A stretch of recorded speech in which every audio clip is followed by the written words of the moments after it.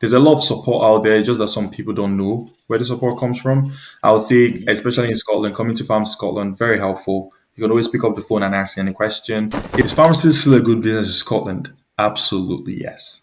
Definitely. What was the hardest lesson that you've learned in your first couple of years of pharmacy ownership?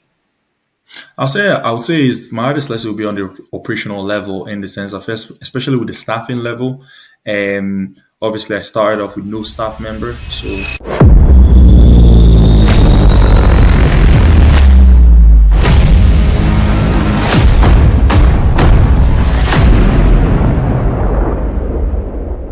Welcome back to Behind the Counter Pharmacy and Beyond. I'm your host, Solomon Abuode. And today we're stepping into the second chapter of our special series, Is Pharmacy Still a Good Business? Last week, I kicked things off by speaking to someone preparing to buy the very first pharmacy.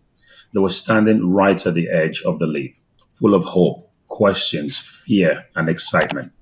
But today, we move into the reality stage. This is the part where the gloss of ownership wears off and the truth begins to show. Today's guest has been a pharmacy contractor for 2 to 3 years and in Scotland, where the funding and contract model is completely different. Welcome to the show, Emmanuel. thank you so much for having me. It's good to be on this episode on Behind the Counter. Heard so much about the podcast, so I'm glad to be invited, actually. Feel honored. Thank you very much. Before we get into it, Emmanuel, can you just let my listeners know who you are, what your background is, and what your journey has been so far in pharmacy ownership as a pharmacy contractor? I'm Emmanuel. I'm the director at Avanti Pharmacy and Travel Clinic. I've been a contractor for nearly 2 years now, and I'm based in Scotland. Okay. Thank you, Emmanuel. So nearly 2 years and based in Scotland. So Yes. I'm sure you've said you're a fan of the podcast, or that you do listen to the podcast. So if you know that in the last episode, I spoke to somebody that was about to take their first leap, and you're now sort of 2 years in Yes. Scotland. Why Scotland? Well, I schooled in Scotland, graduated from Robert Goddard University in 2018. I've been in Scotland since 2014. So I've been here for 11 years. So it made sense because that's the only system I know. I've never worked in England. I did a placement in England for 2 weeks, but most of my pharmacy experience has been in Scotland. So it felt like the right fit for me. Okay, and that's interesting. So you went to university in Scotland. Did you always know that you were going to own your own pharmacy, or did that opportunity come up after you qualified at some point during your pharmacy degree? Well, good question, actually, because the truth is, I thought it seemed impossible. That's the honest truth. I never thought about it. I just thought I would be a pharmacist. I never thought about owning one. I think that I started thinking about something like that being possible down the line when I felt like, when I locumed a bit, and I felt like when you meet people locuming and they tell you about them having pharmacies in England. And there was this locum I met when I was working, and he said that he had a pharmacy in England. And I just felt, okay. He looked young, so I guess maybe it's possible. So I think that was when it started. Then I started speaking to one of my friends, my very close friends, AJ, and we were just brainstorming about it. Like just, speaking to a friend 1 hour every day, just talking about different things that you hope to do, but you don't really know how to do it. But I felt like that's really important in the journey, because at least speaking to someone about it continuously just helped make it seem possible. So yes, that's when I started thinking about it more. So you mentioned, Emmanuel, that you don't know much about England or the contract structure in England, which is fair enough. All of your pharmacy experience has been in Scotland, but just sort of to put into context and for the listeners, as far as you know, or the little bit you may know about England, is the structure the same, the process to apply for a license? Do you have any sort of restrictions on distance or anything like that in Scotland compared to England? The little I know, I do know that you can still apply, find a premise, apply for a license and get it, but I think it takes quite long in Scotland. And most times when you find a place, I think they do like more like a study around, and then they ask those contractors if they are okay with you opening a pharmacy. And most times, obviously, for competition's sakes, I think most people will just say no, because why would they want you to come in and create a pharmacy when they feel like the area is already good enough, in the sense that they already have quite a few pharmacies. So I know that that process happens, but I don't think it happens as often as people think. I think back maybe in the 2013, there was more of applying for license as opposed to now. Now is more in Scotland. We see more people buying pharmacies than actually applying for license, unless they are going to like all these villages, or small towns, I would say, whereby there's a new build area, local area, and then they're applying for that area or something like that. That's too little I know. Yes. Okay. So it sounds to me like, I mean, you have that in England as well, where you sort of get, when you apply, they do send a letter. The local NHS, regional NHS team will send a letter out to all the contractors in the area. Yes, everybody says no, but I think in England, it's a case of, if you can appeal it, you appeal it. But if there's a pharmacy in that spot already and there's a direct change of ownership, which is similar to what you're saying, everybody ignores that letter, because you can't say no, because there's already a pharmacy in the area or in that particular spot if you're taking over a pharmacy. I think where the challenges come is if you're trying to open a brand new pharmacy, Yes. and it's close to me, then that's when you would get people that would say no, and then they can challenge it. Then that's what it sounds. That sounds like it's very similar to England. When you've gone into pharmacy ownership, and in the first couple of years, you're in for over 2 years now, I think you said. What was your expectations like versus the reality? Did they match up, or was it totally different? My expectations were exceeded, definitely, because obviously I looked at the data room for the Lloyd's group, and trying to analyze it, obviously, because the way Lloyd's reported those documents were not actually the right way to report them, because some of the items weren't adding up. They counted installments as part of the item numbers, so it made most of their stores look like they were overly profitable. But that wasn't actually quite the case, because of against the item numbers. So when I went there, or when I bought mine, I was actually expecting that I would have to find a way to make this pharmacy profitable, because I didn't think it was, based off the numbers that I was seeing.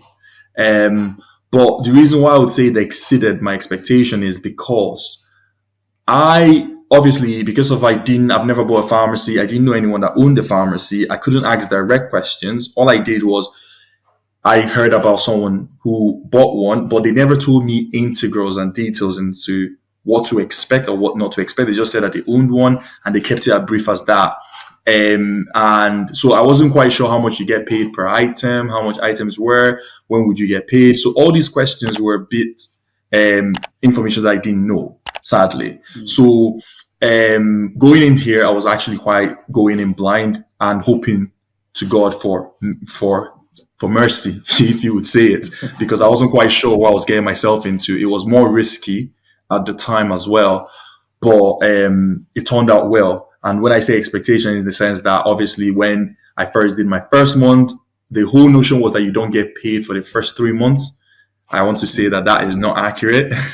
You actually get paid, provided you register your contract on the first of the month, which is very important. You have to be on the pharmaceutical list on the first. If you're on the second, you won't receive any payment. The previous contractor will receive it.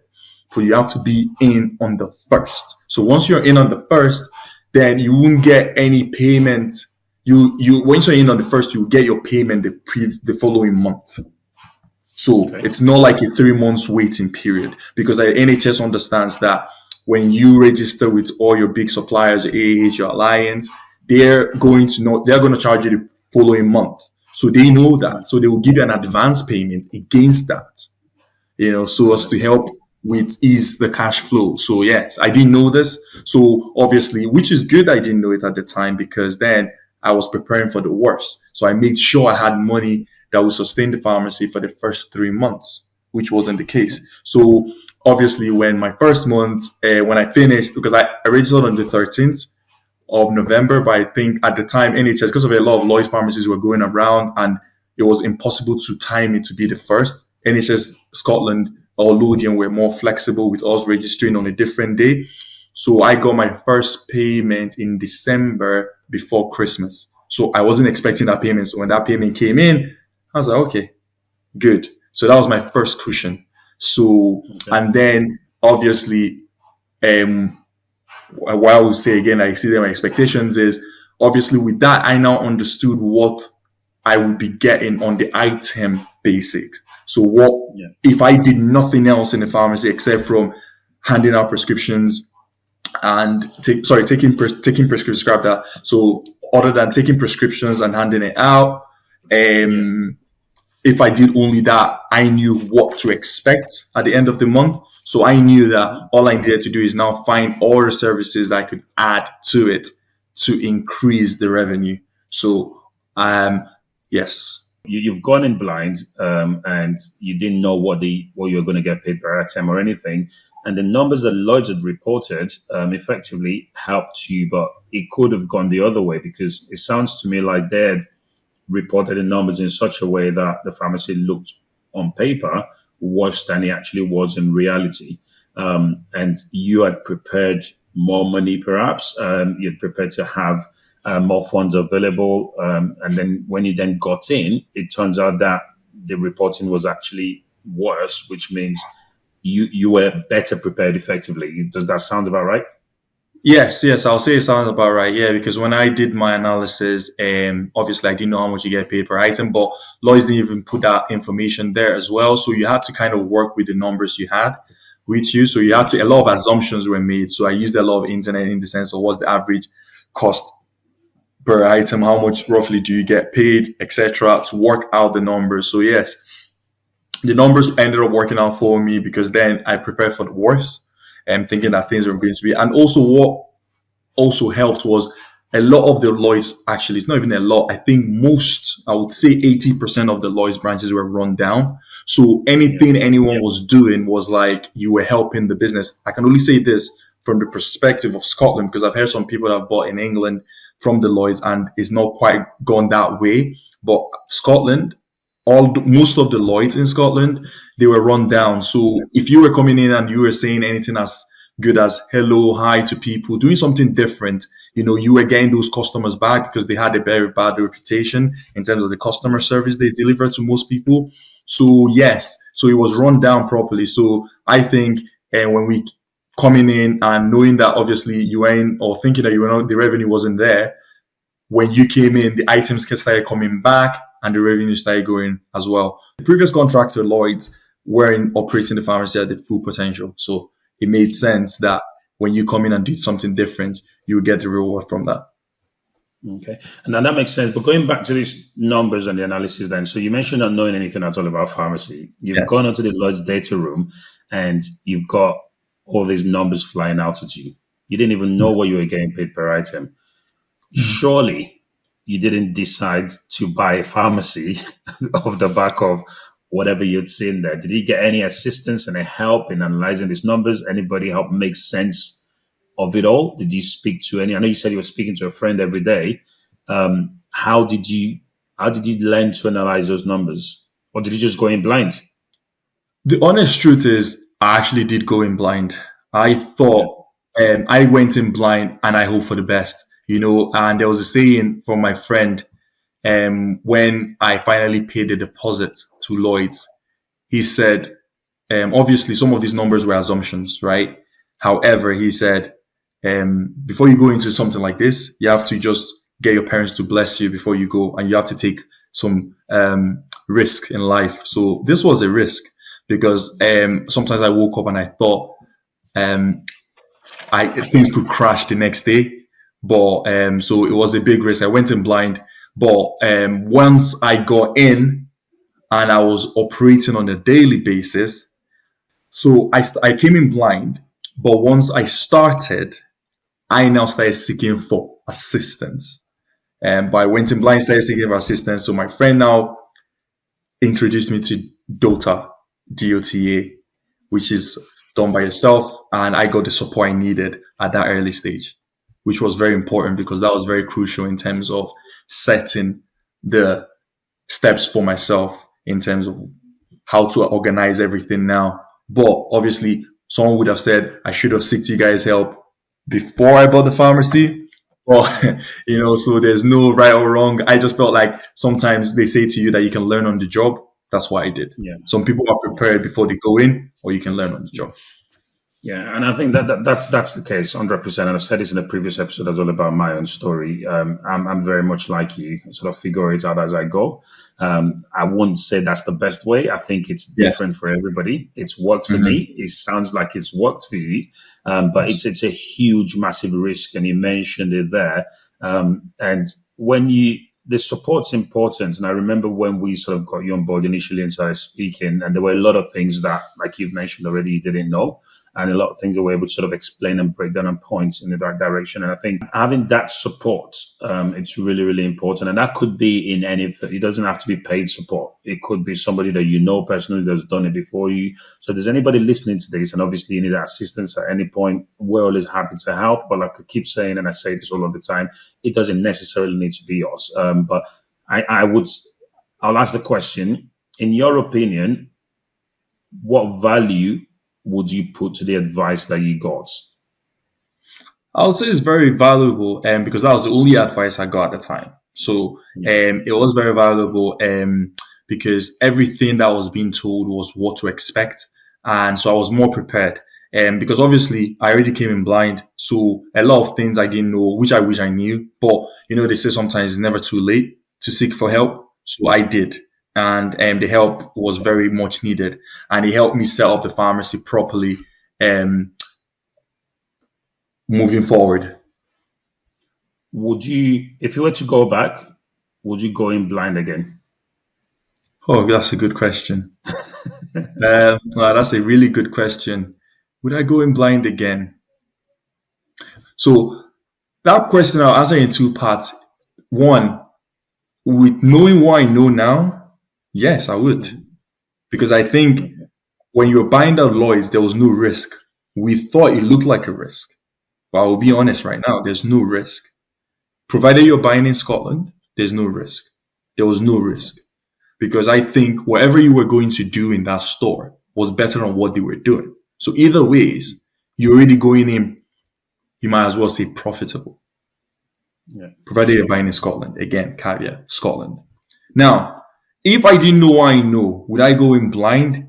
No. Reason because after going in blind, obviously the next few days it was quite difficult, waking up, and every single time you're having dreams of things crashing. So I don't think you want that kind of that kind of continuous torment. So yes, I think if I didn't know what I know, I probably wouldn't. I'll be more prepared. But like I said, the conversation I had with my friend on a daily basis helped me. So as much as I say these things, someone will be like, but the conversation is actually a form of preparation. Yes, it was, but it was more like a vague conversation as opposed to more detailed conversation, as in how do we go about doing it, as opposed to, it's possible, and just speaking into thin air. Yeah. So, yeah. Going back to the conversation, I think that's very, very important. If there's anybody listening to this, I will encourage them, and I say it quite a lot on the podcast, find somebody to talk to. Being a pharmacy owner, being an entrepreneur can be a very, very lonely journey. And I do think what you said there, I believe that it may be conversations in thin air, like you said, but having that person, whoever it may be a partner, it may be a friend, it may be a brother, having that person to, on a difficult day, even before you start, when you're sort of thinking, should I not, can be really, really important. And I think that's something that I always encourage as well, that we all need to have that person, those people that we can sort of feed ideas of. And it doesn't always have to be paid. It could just be somebody. It doesn't have to be a pharmacist. And this is the key thing. It doesn't have to be a pharmacist. It doesn't have to be a pharmacy contractor. It's just somebody to speak to about the whole process. So you mentioned quite a bit there, Emmanuel, in your answer to the last question, where you consistently said, as long as it's in Scotland, as long as it's in Scotland. Yes. So I think that leads us perfectly into the next section, which is the Scottish funding system compared to England. You're obviously operating in Scotland, which is a very different landscape compared to England. Can you talk us through a bit about what that structure looks like? So I'll give you an example to set you up because you say you don't know much about England. So I'll sort of tell Yes. you briefly the way it works in England. Okay. So we get paid an activity payment for every item we dispense. So you get the drug tariff price of paracetamol, for example, is £1. You buy it at 80p and you you dispense that, you get paid £1, you've made 20p profit, right? And then you get an activity payment, which is £1 something, which is the fee for dispensing every single item. Okay. So the cost of those drugs plus the activity payments effectively makes up your income. Okay. So if you dispense 5,000 items, you get 5,000 times £1, whatever the activity payment is. And then you get the cost of the drugs back. Now, obviously, the cost of the drugs is profitable if you're buying less than the drug tariff price.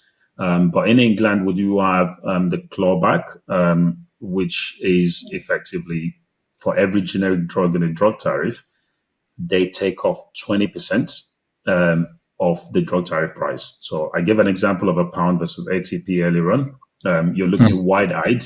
So that sounds like it doesn't happen in Scotland. So Yeah, I don't I think give an so. example of ATP versus £1. So paracetamol is £1. I'm buying it for ATP.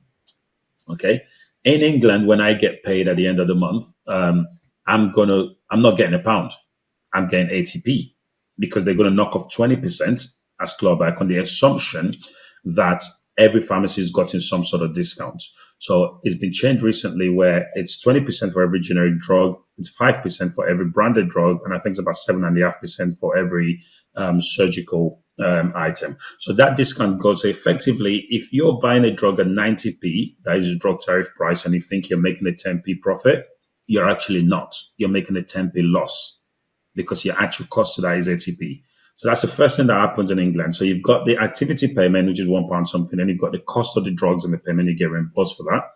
The issues you would have heard a lot and a lot of noise you would have heard about the contract in England is mainly around that drug tariff price and the clawback. Okay. So the first question is A, does that happen in Scotland? Then we then move on to the services side of it. And we have the hypertension case finding service, like the blood pressure, we have the EHC, we have the pharmacy first. How does that compare to the contract in England? How does the structure work for the contract? And how do you get paid as a pharmacy contractor? Is that the same or similar or totally different? So in terms of the clawback, actually, I'm surprised when you were saying it. I was just like, wow, okay.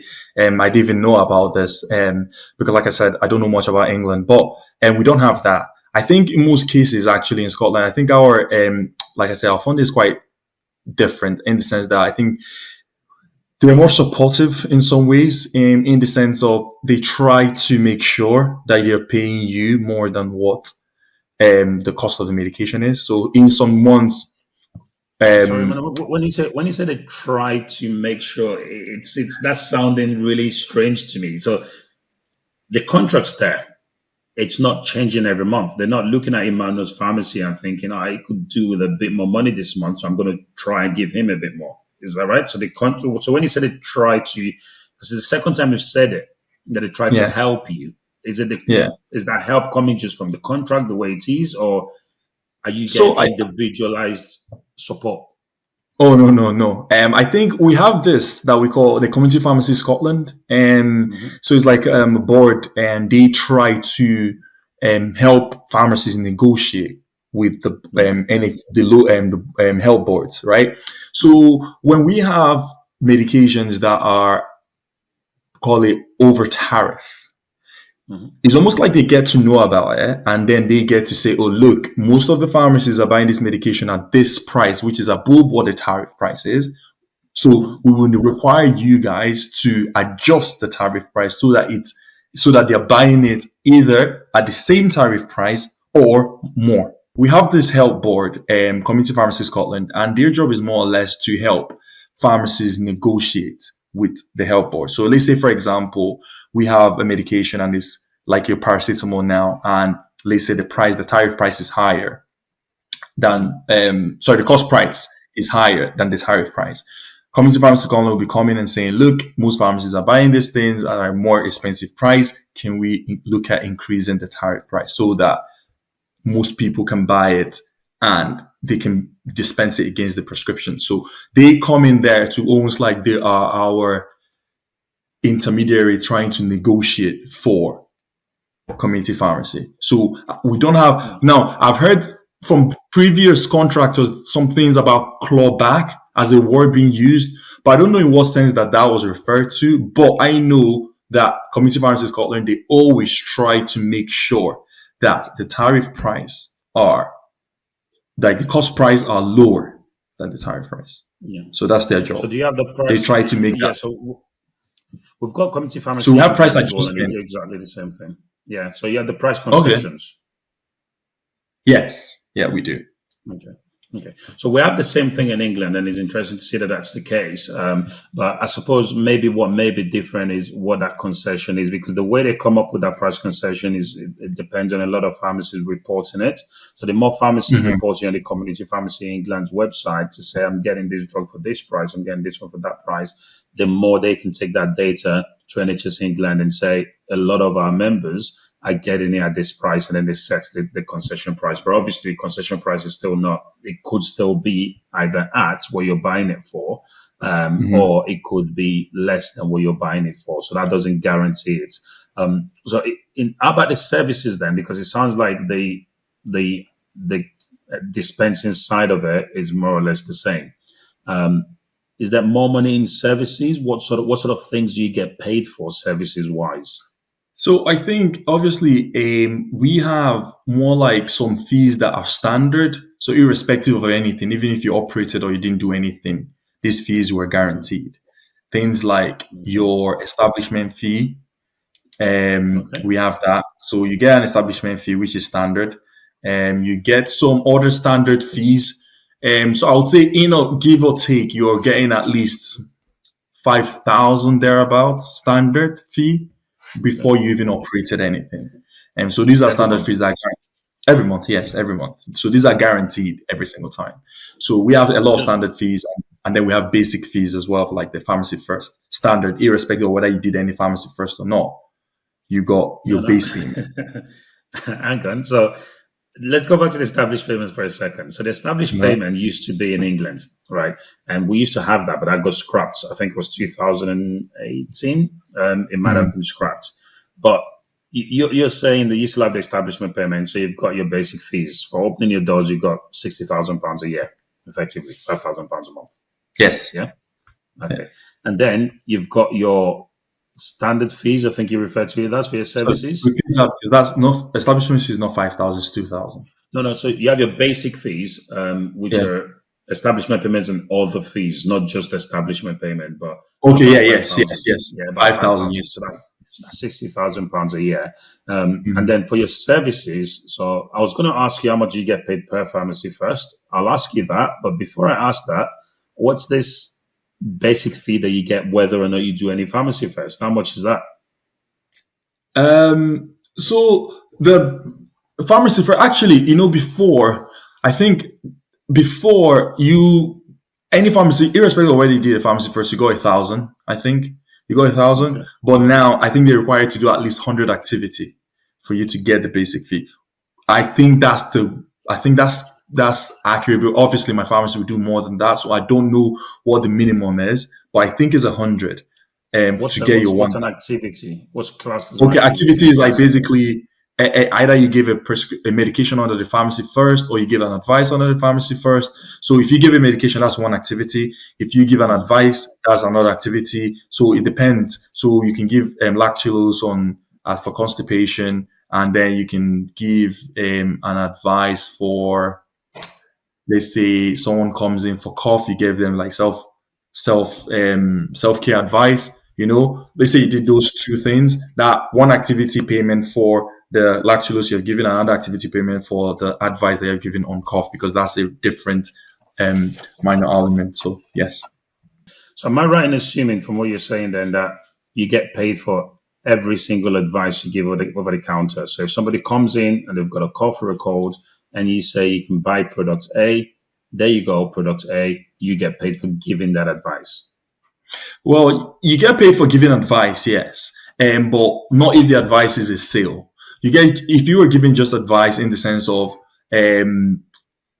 generic advice in the sense of the cough, self-care advice, etc., then yes, you're getting paid for that. If you're providing any medication for them on this pharmacy first, you're getting paid for that as well. But yes, generally, any advice you're giving, provided that you're not they're not coming in saying, can I buy a product? Right? Provided they've said to you, hi, Emmanuel, I'm coming here with a symptom of X, Y, and Z. Provided that you're saying those words, yes, you're getting paid for that. But then if they come in and say that they are trying to buy paracetamol from the counter, right? You are meant to sell that because they came in asking for the medication. But then if they come in with a symptom, then yes, you're getting paid for that. And how much do you get paid for each of those consultations or advice? Good question. It depends. It depends. So it's almost like the more you get is dependent on the less other pharmacies do. So it's a bit of a crazy one. If everyone is on top of if everyone is on top of their pharmacy first numbers, it gets diluted. Okay. So there's a pot of money for pharmacy first for the exactly. area. Yes, there's a pot of money, and then you now get allocated some depending on what the activity payment for the whole board is. So, like for example, I'm part of Lodian, so it depends on what the Lodian board is. Because, let's say, for example, when the pharmacy first started, not all the contractors were doing the pharmacy first. So I think at the time people said that the activity payment was almost like £10 per activity. So for advice, you get £10. So for anyone you spoke to, you got £10 through the door. So now it's been diluted down to, I think last month was like about £3.42 per conversation. Yeah, so it's £3.42. So it depends on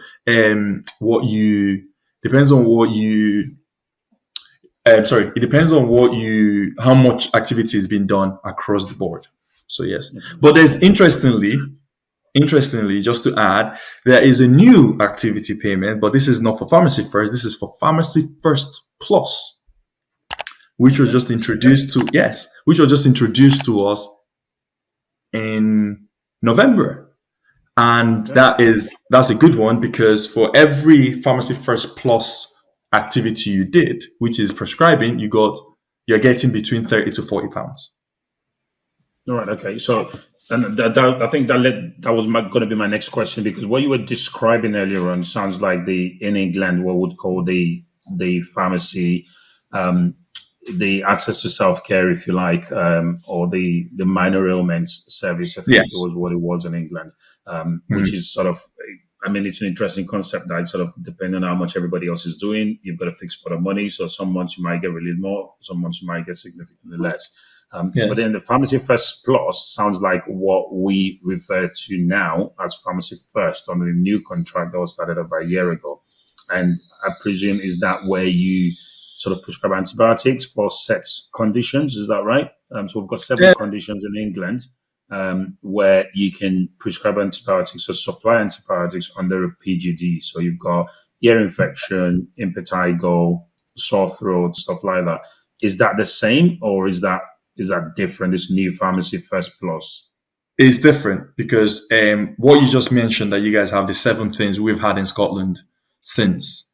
You guys just had that recently, we've had that since, and that's our Pharmacy First. It's also included in our Pharmacy First. Oh, by the way, so that's included in that £3 payment that you're talking about. No, so that's more. That one is more. Okay. So how that much is included. One? So that one, it depends. So it's like, for example, let's say you did a UTI. I think it carries as 3 activity. So you know how normally you give an advice is 1 activity. This one, if you give a UTI and you do trimethoprim, etc., it counts as 3 activities. So it's like times 3. So for each one you did, it was like 3. And then, so for all those services, it carries more than just your generic minor ailment consultations. So those ones they have more weight in terms of the activity payments for them in comparison to the minor illness, because those minor illness is just 1 activity, 1 payment. Yes. Now the Pharmacy First Plus is totally different. You guys I don't know if you guys have it, but we have it in Scotland, whereby the NHS, for us is encouraging most of our pharmacists in Scotland to become independent prescribers. So for encouraging us to be independent prescribers, they would give us or they would give each contractor £3,000 a month just for having an IP in place for at least 25 hours a week. And on top of that, for each activity that prescriber does, you get 30 to 40 pounds per activity payment. Right. Okay. And that's outside of that £5,000 that you talked about initially. Yes, For the payments and stuff. yes. If I add it, yes, it's outside of that. So if you add it, give or take, roughly, you at least 10 grand in before you even did Right. anything. Okay. Yeah. Okay, and I think that there'll be a lot of people listening to this, and they may well be trying to find pharmacies to buy in Scotland. And everybody, you guys may well have a lot of people floating in, but Yes. that's totally interesting. I think to get £3,000 just for having a prescriber on site in England, just for context, we have prescribers on site, but it doesn't make a difference. You've got a prescriber Really? on site, it doesn't mean anything. Mm. Recently, there is the Pathfinder program that's sort of been trialed recently that a couple of our branches has been a part of, and even at that, the payment structure for that wasn't per consultation; it was more per hour. But it is a Pathfinder program. I think if maybe when that goes national, which is what the idea and the plan of it is, then that will be a good one. And that may be similar to the Pharmacy First Plus that you're describing. And I don't obviously know what the payment structure or anything for that would be. But certainly listening to you then, it sounds like there is a lot more scope for making for more profitability, if you like, in Scotland, because it sounds like we've both got the same problems in terms of the over tariff and the clawbacks and the price concessions. However, it seems like where it may be better in Scotland is you've then got this pot of money that, I mean, if you look at 10 grand, like you say, a month, that's 120 grand a year. And that's near enough pure profit, really, because in the establishment payment, it's just for you being open, you're not doing anything. And some of those are the fees. And then you've then got your services, which obviously there's a time in delivering the services. But if you're going to get £3,000 for having an IPM site and 30 to Mm. £40 per consultation they do, and then you've got this pharmacy first, and then you've got other things going on, then I think that's probably where the difference is. So that's really interesting. Thank you so much for sharing that, Emmanuel. And I think, are there any pressures then? Because this money that you can make and these things is there anything that makes it more difficult to achieve, or is it just plug and play? You just go in, people walk in, you deliver the services, and you're clocking these to be profitable. Yes. I think it's just obviously, like I said, the basics. It's just operating your farms as a brick and mortar. Yes, you still make something. You don't have to add services to it. So most pharmacies now at the moment, obviously, everyone is doing services now. But in Mm. Scotland, I don't think you have to. You still be okay, without it. Now, obviously, if you do it, you'll be better off. But if you don't do it, it's not the end of the world. So it's not. But again, I think when it comes to services, in terms of the travel vaccines, your weight loss, etc., England has more. You guys have more demand because Yeah. in Scotland the model is everything is free. So it's quite hard for you. It's like everything is free in Scotland, and that's the model that everyone knows. Like you come in, people are like, "Can I not have that for free? Can I not have that for free?" You guys have a model of people already coming into your pharmacies with intentionality of paying for something, right? So now, obviously, you guys still have the pharmacy for some of them that are free, but I think the general scope, even with your prescriptions, some people are paying for them. This is that people come in there and there's a fee that has to be paid. So that already subjects people in the sense that they're thinking about it like, I'm coming in here to spend money, as opposed to Yeah. Scotland.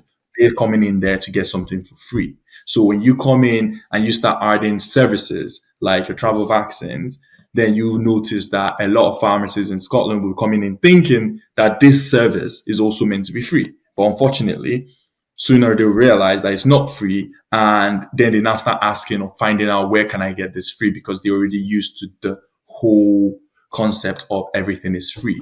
So that means that our demand is not as much, but there's still demand, a lot of demand, depending on the city you're in, which again goes with all these things. Because if you're in Edinburgh, for example, you get more tourists, more people coming in, more scope for independent prescribing, more scope for travel vaccines, more scope for weight loss, etc., because it's a capital. However, if you are in a different city, let's say, for example, you were in Fife or something, you wouldn't get much of that travel vaccines reason because it's more like a smaller city. Now you still get it if you're the only one doing it there, but it won't be the same as Edinburgh because obviously everyone here it's a capital city and a lot of things are going on. Is a main city and a lot of tourists as well, so it helps with that. Prescriptions of NHS prescriptions are free in Scotland for everybody as well. Is that correct? Every single person, Right. every single person, yes. Okay. What was the hardest lesson that you've learned in your first couple of years of pharmacy ownership? I would say is my hardest lesson will be on the operational level in the sense of especially with the staffing level. Obviously, I started off with no staff member, so the first staff member I got in was actually someone I worked with previously in Boots, and got her in first, and then recruited another staff member from one of my colleagues who had bought and was nice enough to lay off one, like to give me one of his staff members. So yes, that's how I started. So I'll say the staffing level and was my hardest lesson because obviously getting people trained up to a standard that you want them to operate at, and then obviously then once they get to that standard, they stay a couple of months, and then if they decide to leave, then you have to do that process again. So I would say that's my toughest lesson my first month because once you have things and you have people that experience operating, then you don't have anything to worry about mostly. But it's just getting them trained up to that level that you want them to operate at. That is the biggest lesson. My biggest um, challenge, I would say. Yeah. And did Oh, you that feel was so. overwhelmed? Did you feel overwhelmed at any point? Yes, I did. I actually did. Yes, because obviously, it's hard to find the perfect person that fits into the structure that you're looking for, especially with how you operate, how you do things. It's quite difficult to find someone that would have the whole operational level, understand how to work in an environment and meet all those requirements. Because obviously, in my pharmacy, we have high demands in the sense of how you work and work ethic, flexibility, trying how to use initiatives in different situations. So finding that person that can fit into that is quite difficult because then you also have to make sure that the person is someone that sees that you see a future or that sees a future in the pharmacy as well, because then that helps with them staying longer, the longevity of it. Because if not, then it makes it more complicated. Okay. And how many branches do you have, Emmanuel? I have two at the moment. Two branches, okay. And what was so you've been going for just over 2 years, two Yeah. pharmacies. Are things Mhm. just that great in Scotland, or why? How did you sort of get? Because that's pretty quick to get two. When would you make Yes, the yes. decision for the second one? Yes, funny funny enough, I made the decision like I think it was 7 months in my first one. Right. The Okay. opportunity presented itself. I was meant to get it 7 months in, however, it was delayed for a couple of reasons, etc. But I think it was just God. I think that was how He wanted things to play out for me, and because I think if I had done it that within that first year would have been a mistake for me because then it was quite hard to get the second pharmacy running, even though you would have thought, oh, he has the first one. It should have been easier to set up. But yes, it was, but just other elements of things that I didn't face in the first Yeah. one, I faced in the second. So I wasn't prepared for those just because of like things went differently the first one. So for the second one, there was some just a few challenges that I had, and that made it more difficult establishing that. But now we have, and everything's working well. Okay. It's always difficult to move from one to two anyway. It's depending on your setup. But if you're the only director and it's only you, you're the only pharmacist, then yes, so some cracks will typically show up when you're sort of going for the second one. And it's always very important to make sure you're prepared for those and think as much as you can.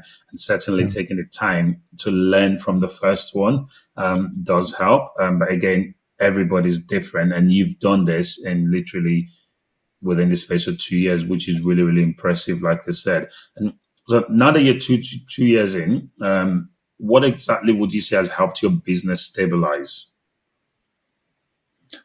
I'll say I help my business good pharmacists. I think that's very important. Having people Okay. that will work with you that have good intention, that want to just do their job perfectly, that wants to do their job well. I think for contractors, especially for independent contractors, you have to have pharmacists in place that can see it from an ownership perspective. because Mm. obviously a lot of people that work for multiples is like more like a clock in, clock out. But some people, sometimes you have pharmacists that actually take it upon themselves that they also are part of this and they're part of a team. You have to create a very nice work environment whereby everyone feels valued and more family oriented how our pharmacies run. So hence why anyone in the pharmacy can go above and beyond for anything, any patient, any situation. So I would say yes. So having that inclusivity in the sense, because just for one to even say one, I think we had a patient that needed to get a travel vaccine, and they need to get it on Sunday for some reason, and the pharmacist, we don't open on a Sunday. Now I'm not even working. The pharmacist said, "Oh, look, I'll come in on a Sunday. I'll do the vaccine for you." Now that is Okay. the difference between having a pharmacist and having someone that actually understands and is willing to work with you. So Yeah. very important. And was there anything in particular that you did to build that culture within your organization, or again, have they just landed and have just been fortunate to have them? Definitely. I think if you work with Avante, you feel more of inclusivity. You're being involved. I try to make sure that the relationship I have with my staff, it's different in the sense that I treat you like as if you're a friend, family, like I said, family oriented in the sense that if you needed help in work, outside of work, we always have to help. And likewise, so it's more like you're nice to someone, they're nice to you back. So it's just like a culture Yeah. in the sense that they can see it. And I so try to not make their work environment choked up. I try to make them feel relaxed free, because I said like I've worked in a lot of places that I felt like working and being a locum helped me understand the kind of culture I don't want to have in a pharmacy. I didn't want people to Yeah. come in there feeling like they have to be there. I want people to come in there feeling like they want to be there. So for people to feel like that in a work environment, which again, going to work is already stress on itself, you need to create an environment whereby people feel free and flexible in the sense that they still feel like they can do anything in this place, in this workspace. And if they had something like emergencies that come up, you're more accommodative of it. And they just generally can see that you want to be involved in their life. You value them. So they have to see that value. And then they'll give you everything. Because I have that Yeah. across all board in the both Okay. places. You mentioned then about obviously when you were working in other places on locoming, you almost sort of Mhm. learned what not to do when Yes. you started your own business. Would you advise anybody listening to this and about to sort of take the leap and go for their first pharmacy to do that, or would you advise they go straight from university to pharmacy ownership? Is there a difference in your opinion? Is it important to get that Oh, experience? Oh, definitely. Experience is very, very key. Very, very key.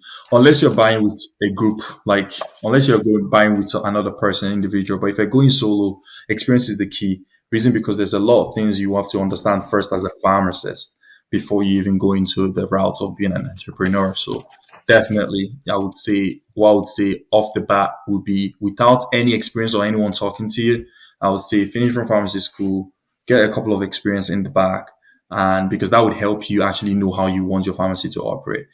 We're saying you're working as a dispenser, as a student, etc. It doesn't cut it.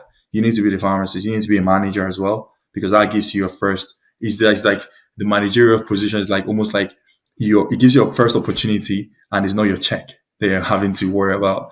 So it gives you a first lesson. It's like your first rodeo to something, and it's not you that is going to take any down part on it if it doesn't go well. So it's like Yeah. someone giving you a first opportunity. So I would say definitely going and getting that experience first, and then you can now venture into having your own because then you will know what to do, what not to do, and how you want your own pharmacy to operate. But you need to learn. And I would say not even working for one place. I would say work around, get a feel of everything, and then see how you want to base yours on. Okay, thank you very much for that, Manu. And just leading on from that, in terms of obviously the advice that you've given to any first-time buyers, then can you build up on that a little bit and sort of for anybody looking to buy their first pharmacy, Mhm. there will be mistakes, there will be chaos. Is there any advice you can give them on how to get through that chaos when it does come, not if? Okay, when it does come, I'll say they should be calm, collected. there's a lot of support out there, just that some people don't know where the support comes from. I would say, especially in Scotland, coming to Farm Scotland, very helpful. You can always pick up the phone and ask any question. Even understanding the e-schedule, I never understood it. Believe it or not, I've been operating the farms for 2 years. I only understood the e-schedule last month, Is that and the that's the NHS statement? yes, the statement. I did only understood it last month, and I've been in operation for Right. 2 years. And I could have sought help, but I didn't. Um, I didn't because of so many things I was doing at the time. But then, obviously, having had the second one, I felt like I needed to step back because now I have two base pharmacists. So I step back now from a managerial perspective, and I started paying into attention of different things I wasn't paying attention to. So then I now noticed I actually don't understand this e-schedule. I just know that I'm getting paid at the end of the month. The money looks good, but do I understand the payment? No. So I now started seeking how to understand it, and coming to Pharmacy Scotland, very helpful. So yes, I would say stay calm. There's help. You just have to ask the right people. Either you go to contractors that already have operated and you can ask them direct questions, or if in doubt, ask Community Pharmacy Scotland. They will definitely be able to assist you. So it's not a problem. So there's no chaos that you won't be able to deal with. Yeah. Okay. Thank you for that, Emmanuel. I just thought it's worth you're not alone in not being able to interpret the PPD statements, as we call Okay. it in England, and I think it's the Yeah. same in Scotland. There Yeah. are a lot of contractors that don't know how to interpret it, and to be fair, it's not the easiest document to Yes. understand either. Yeah. It could be a lot easier, but hey, where we're at. So just moving on to your mistakes and reflections then, when you look back to the last couple of years of you being a contractor, Mhm. what's one mistake that you've made that you've really learned from and has shaped the way that you see things? What's the one mistake that I really learned from that shaped the way I do things? I would say, obviously, I'll say again in the operational level, obviously in the staffing level. I would say, obviously, um, because obviously sometimes you do an interview, you're overly excited that you found the right candidate. So and then you feel like, oh, this person is going to come in and fit in. I think you should be open to that. Because of someone sounds very good in an interview doesn't necessarily mean that they will operate from that aspect as well. So I would say more or less being more patient and being open minded that the person can come in and it won't work and you have to go through that cycle again. So I would say yes, that would be mine because obviously that's the only thing that I've really found difficult. And I would say another thing is um, making sure that the staff understand what good customer service is. Just because obviously, like I said, working for a multiple is a bit different. When working for an independent, you also want your patients to feel that where when they come to you, that the advice they're getting, the people that are speaking to them, they actually genuinely care. Because as I say to people, there's some things that's generic advice, and there's some things that are advice tailored to the individual in front of you. So these are two different things. For some places like those, when you work in there, it's more like they just give you an advice and you just go. So it's like a chain they're working for. So you can't really blame them as such. But if you're working on an independent, especially a small store or two stores or three stores or four stores, the patient have to understand because that's the reason why they choose independence now because of that Yeah. experience whereby you can spend longer time with them. You can understand what their needs are. You're actually diving deep to understand this person in front of you. What did they actually come to you with? Hence why if you go, I think you can see all the positive reviews we have from customer service perspective because that's very, very important. Even more important than what you get paid. So, because that changes another person's experience. Yeah. And that's really crucial as well. And I think again, we're in the business of healthcare, aren't we? And a lot of people that come into us in front of us have one needs or the other, or the pharmacy, family members, or friends. They're there for either themselves or a family member and a friend. And I think you are right there to sort of always put the patient first as well with those pharmacists. And it's the basic things. And I always say to my team that the customer service is right. Everything else will follow. Yes. And I do agree with you on that.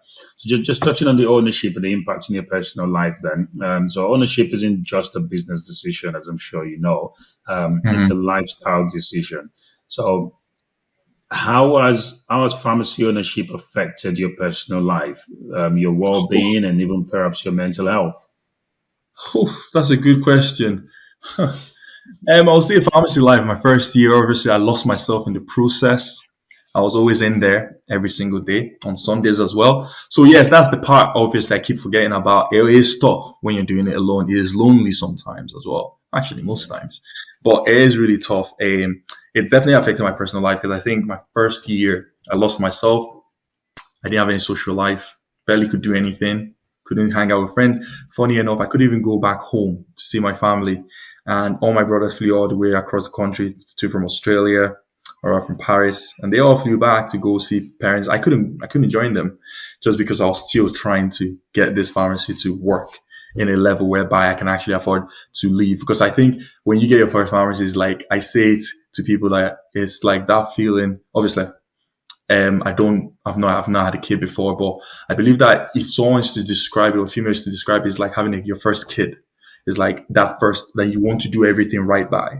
You want to make sure everything is perfect before you even let them be attended by someone else. So it's almost like when I was working my first year, I was the pharmacist every single time because I felt like I'm the only person that understands what standards I want to put in place. I only trust myself to be able to deliver those standards. But then I believe that when you now understand that pharmacy or you start going that entrepreneurial route, you know that you have to now sometimes step back a bit and delegate, which is very important, allowing other people to come in and do it. Because at the end of the day, if you have a process in place, the whole point is that when you have a process in place, that even if they take you, the individual, out of it and you put another person, provided the person is going to provide the same service and they have the same qualifications, nothing should change.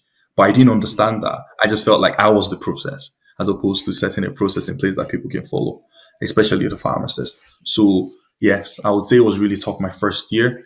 And then things started easing up my second year because then I kind of understood what to do, etc., and what to not do. So it was a bit easier. But my first year was very tough, definitely. The And worst first year. how did you find balance or support in that period? To be honest, I didn't have any balance. That's the honest truth. Now, don't get me wrong. If I could go back in time, maybe I would do it better. But unfortunately, I just felt like with a lot of things that was happening for my start, I couldn't have a balance. There was no possibility for me. It was either that or nothing. I had to give it 100%. So I had to give it every single day. Reason because, like I said, the branch I got, they had a very bad reputation. So trying to correct that, I started off with in a day I could count how many people walked in the door. That's how bad it was, right? Exactly. So even our front shutter was closed up for a whole, or it's been closed for 2 years. Lloyd's left it closed. So it's almost like coming through the door, you couldn't even tell that the pharmacy was open. You see, people have to go through the side door. Now that's how bad it was. So imagine trying to correct and tell people that there's actually a pharmacy in there. Now that takes time. And that takes that customer service because at the end of the day, it's all about tell a friend to tell a friend. And then when you start operating, then the news passes by. So yes, there's a lot that I needed to do. And yeah, it was tough. Yeah, it was tough. My first year. Were there moments you felt stretched too thin? Yes. I would say yes. There are a lot of moments as well. Obviously, just not thinking that it was going to be that stressful, having to stay late nights, because we closed at 6, but I was still there till 10 p.m. So having to do that, and then I was just like, if you have to do that on a constant basis, 7 days a week, is it actually worth it? You start asking yourself that questions because then you don't have any social life. Because then when you finish work at 10, you're going home 11:30. You probably not going to have dinner because it's already too late. Then you're wake up in the morning and you repeat the whole process again, and just because you're trying to sell. But what we always say to people is that patience and trust the process. Trust the process. I like that. And did pharmacy ownership change you as a person? Yes, it did. It made me more organized and more than I used to be before I got it. So it made me more organized because then obviously you're dealing with other individuals. You have more responsibility. It's not all about you now. It's all about you and other people. And it's more funny enough, it's more about them first than you, because obviously they have to be paid at the end of the month. So you have to make sure you organize all that. So yes, I would say definitely. Okay. Thank you very much for that, Emmanuel. I think that was very, very emotional and raw. That was very, very honest, which is what the podcast is all about. The ultimate question then, in your opinion, Is pharmacy still a good business? Well, I have two parts to that. First part, is pharmacy still a good business in Scotland? Absolutely, yes. Yeah. Definitely. With an exclamation mark, actually. Reason because I've not seen or heard anyone who thinks it's not. Yeah. Well, if there is anyone out there, well, the person should feel free. Let's have a chat about it. But I don't think so. Mhm. I think provided you are going to do what you need to do, it is profitable. Now, the second part to the question is this still a profitable business in England? I don't know because all the stories I've heard is people are buying 1 minute and selling the next, and there's a real reasons behind it. Now, to be honest with you, I still don't understand it because for the notion I have, I felt the services they had it. And in Scotland, we have this thing whereby people say the best balance is when you have your pharmacy providing you the items and the service. Because if you're in the city center, it's almost like you can have both. If you're in more like in the local areas, you can get more items than services. And then if you're more like in what we call is like slight city centers, some people are just getting purely services and less prescription. And we always say that the best balance is when you can get both, right? Because at the end of the day, if you're doing, for instance, 14,000 items and you're getting a lot of money paid through the NHS, right? But you have to remember that takes a lot of work in the sense of checking prescriptions, etc.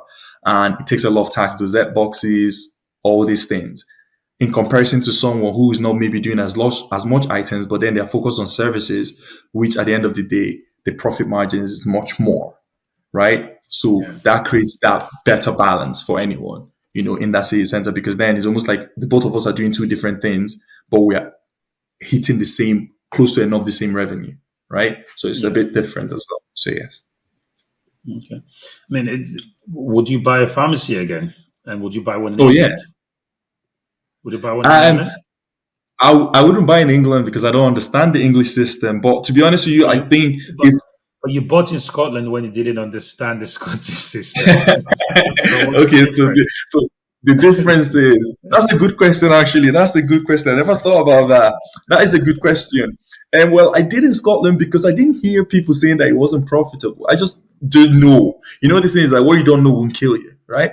Yeah. Exactly. So I didn't know that. I didn't know that it wasn't profitable. Like I didn't know anything about it at all. So I went in blind, right? But this one I already know it's not profitable from what people are saying. So if I go in there, it's not really going in blind. It's going in knowing what you're about to experience. So it's totally different, So, but honestly, I feel again, Solomon. I think obviously you have a few stores in England, and I feel like you're a great person and you understand business as an entrepreneur. And I feel like if you still have pharmacies there, then obviously there must be something good there happening still. I think it's just all about how you can conduct and comport yourself to be able to make it Yeah. profitable, right?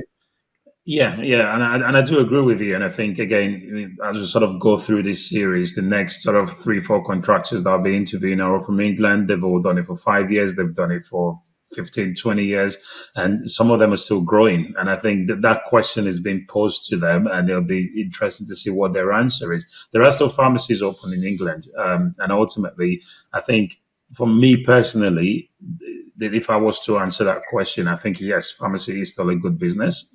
However, it's not what it used to be, and there's a lot of you have to be a lot smarter. You have to think a lot more business orientated. You can't just be a pharmacist rocking up to open a pharmacy every day. You need to understand your numbers. You need to project. You need to plan. You need to understand the difference between cash flow and profits. You need to understand the game that you're in. Certainly in England, you can't or shouldn't go in blind. You need to understand, you need to account for every single penny. And I think part of the problem that we've had as pharmacy contractors over the years is we've had good times. And it sounds like you guys in Scotland sort of have those good times. And I think listening to you today, if the establishment payment was to disappear, or the £3,000 payment, or this £10,000 that you just get more or less, or half of it just because you're open, then I think the landscape of pharmacy ownership in Scotland starts to look totally differently. But at the moment, it sounds like you guys don't really have to do much. I'm sure you're doing a lot, but the contracts currently, and I think that's a major difference between England and Scotland. And England used to be there. That used to be the contract that we had in England, where you got the best part of 60, 80,000 pounds a year in establishment payment and practice payment every year, just because. But things have changed, and I think for me that's the major difference.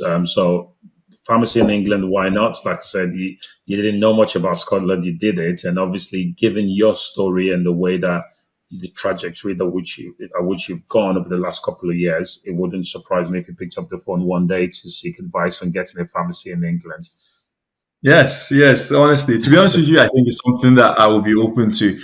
Just, the thing is, I always like to try something new, right? Just to Yeah, see, because at the end of the day, I feel like people can tell you one thing, but experience is the best teacher sometimes, right? And I feel like it's something I want to go in and then see, and then maybe if things are not working out well for me, I sell it the next minute. Since you guys are used to buying 1 minute, selling the next, so I could join on that train. So yeah. yeah, Yeah.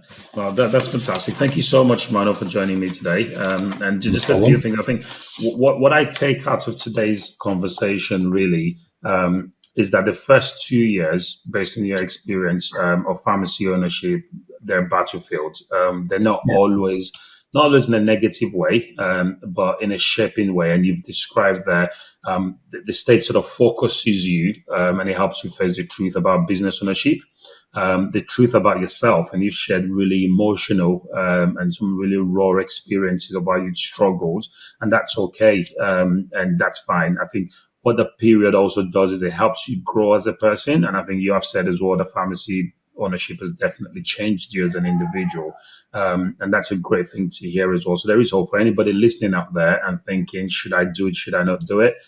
You've said it's definitely worth doing. It isn't easy. It is tough. But it doesn't mean we shouldn't do it, because what you get is you build resilience in these first 2 years. It's where your expectations get refined. And it's also where you discover whether you're simply running a business or actually leading and trying to grow one. So those first 2 years are very, very crucial. And some of the things that you sort of said today that really stood out to me was about speaking to someone. So you talk about speaking to a friend every day for an hour, just bouncing ideas and sort of just dreaming and sort of just sharing your vision and your views. And I think that's really important. And I've said as well previously in the previous episodes that that's something that we really, really need to do at any stage of entrepreneurship. You need to find that person to talk to. You also talked about analyzing data and seeking help. You talked about obviously seeking help and getting some help from daughter. But you also said you wish you'd done that earlier, although you didn't seek it at the beginning, but it's never too late to seek assistance, and you can always seek help at any point. And you've talked about how that's made a massive difference for you. We talked about the contracts, and I think I've learned a lot about the Scottish model today. And I didn't know a lot of the things that you've said. Majority of my experiences in England, it sounds like an interesting place. But like I said, there are a lot of similarities in what things used to be in England. And it seems like things have remained that way in Scotland. Experience is key. You've talked about working, getting some experience, whether it's as a locum or whatever else. And I think that's absolutely fantastic. I would agree with that. I locumed for the first couple of years and took a pharmacy manager position as well. And one of probably my favorite one, you talked about staying calm and seeking help. So when things sort of starts to fall apart, Mm, then just stay calm and trust the process. You say. So mm, that's those are the key takeaways for me, and just for the listeners listening as well. Today's key takeaways. The first one really is that expectations you start with will rarely match the reality, and that's okay because you can always adapt and shape. Funding model matters, and understanding that early can save you years of stress, and that's been highlighted based on your experiences. What they talk about, Emmanuel. yeah. We've also talked about how the first year teaches you the hardest lessons, but it also creates the strongest foundation. You've been able to scale from 1 to 2 very, very quickly. And I think that's because you've sort of, learned very quickly. And stability comes from systems, team culture. You talked about your staffing and learning to delegate and trust. I think you talked about that as well. But I think the crucial thing you also mentioned was around investing in your people. It's not just about saying, okay, I'll delegate for you to go and do that. It sounds to me like you've done a lot of training. And finally, you talked about, ownership can impact or does impact your personal life. The key is building support and not pretending to be superhuman. And I think you certainly haven't pretended to be superhuman today, Emmanuel. And for anybody listening and feel that, maybe they can't do it or they can't speak to anybody or they're stressed or whatever, it's not difficult. And just some final words for me, Emmanuel, if there's anything else you want to add to any of the listeners, please. Parting message, I would say, just like I said earlier, I would say trust the process. It is not lonely at all. You can always seek help at any stage. But I would say obviously seek at the beginning. But dream big and it's possible. Owning a pharmacy is not as difficult as it looks. It's just that one step forward towards you becoming an entrepreneur. So I would say definitely go for it if it's what you're thinking of. I think I prefer my life as an entrepreneur slash contractor, if in comparison to being a locum. So definitely, I would say I would do it 10 times out of 10 times. That's an interesting point in your closing remarks there, Emmanuel. So if I may, I'm going to sort of expand on that a little bit. Why do you prefer it as a contractor or an entrepreneur? Why do I prefer your life as a contractor or an entrepreneur? Okay, I do prefer because obviously the flexibility it gives, the fact that I call the shots. Obviously, you can call the shots as a locum, obviously, but this one is different. When you go on holiday, you know that you're still getting something at the end of the month, as opposed to as a locum. If you go on holiday, there's nothing there. So I think you can still call the shots here, and you have a opportunity to grow in the sense that if you think about innovative ways to grow your business, what you're making today might be different from what you make at the end of the month or next month. So there's that opportunity. But as a locum, I think it's capped. There's only a maximum you can do a month, even if you worked 7 days out of 7. So it's just being a contractor gives you more flexibility in the sense that you can think outside the box. You can be more innovative in terms of the different things you can bring in. You can even think about services that people are not currently doing. So it gives you an opportunity for you to draw your map. So it's different to when you're being dictated on how to do things. You can bring your own process into play. You can bring whatever you want to do in your own store and try and figure it out. So definitely, it's totally different, and I will endorse that in comparison to being a full-time locum. But then if you don't want the responsibilities and you don't like stress and you want to just live a very peaceful, you don't want to answer to you don't want to anyone to be because at the end of the day, being a contractor, you have to put people first. If you don't like that, if you just want to be by yourself, you don't like to put other people's interests in play, then obviously it's not the world for you. But if it is that you want to do, then definitely go for it. Okay. So it sounds to me, just to summarize that, it's rewarding, but also servant leadership and isn't all easy sailing. Is that fair? Yes, definitely. That's fantastic. Thank you very much once again. Thank you once again, Emmanuel. Thank you for tuning in to episode 2 of our series today. Is pharmacy still a good business? Today, we explored the realities no one warns you about in those first couple of years of pharmacy ownership and being a pharmacy contractor.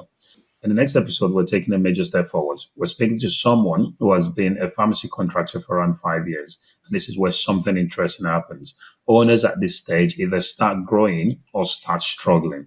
That conversation is packed with insights. You don't want to miss it. If you've enjoyed this episode, please follow, subscribe, like, and share it with someone who needs to hear it.